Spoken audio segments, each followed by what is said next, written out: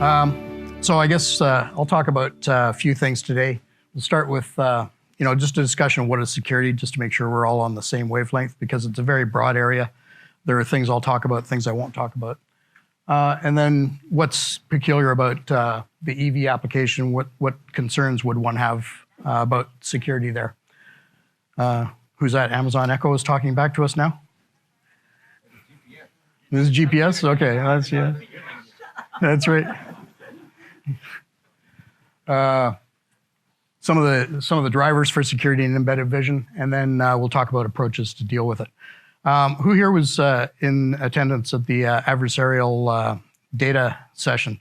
So this is kind of a related topic. It's not exactly the same topic, but it's very, very closely related. And I'll discuss some of the touch points that are common through this. And you with your creepy biometrics application, you're basically phoning that into the cops. And so we'll talk about some of the privacy things around doing biometrics. I had a biometrics startup in '95, so it was a little ahead of the curve.